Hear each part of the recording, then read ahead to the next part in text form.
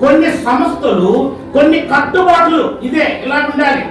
ఆరాధనలో ఆ వాయిద్యంలో వాయించకూడదు, ఆరాధనలో హల్లెలూయా చెప్పకూడదు, ఆరాధనలో స్త్రీలు ఎలా చేయకూడదు, పురుషులు ఎలా చేయకూడదు.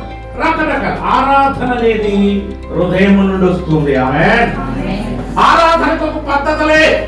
ఆరాధనకు నిలబడాలా, కూర్చోవాలా, పడుకోవాలా, సాష్టాంగపడాలా, ఎలా చేయాలన్నది ఆరాధనకు తెలియదు. ఆరాధనే. ఆమేన్.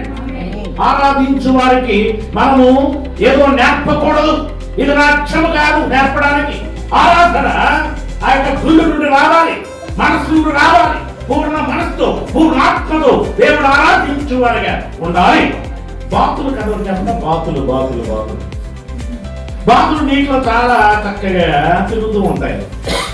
దానికి కంచేస్తాడు. బాతులు ఆ బోర్డర్ నుండి వెళ్ళకూడదు. ఎలా ఆ కంచె వరకు వెళ్తే చూస్తాయి, మళ్ళా యథావిధిగా అక్కడే తిరుగుతూ ఉంటాయి. ఎప్పుడు బాతులకు స్వతంత్రం వస్తుంది అంటే నీటి ప్రవాహము పెరిగినప్పుడు. ఆమేన్. నీటి ప్రవాహము పెరిగినప్పుడు బాతులు పైకి తేలును గనుక మిగిలిన వారితో సహవాసము చేయడానికి అవకాశం ఉంటుంది. ఆమేన్. నీరు అనేది వాక్యమునకు సాదృశ్యముగా ఉన్నది.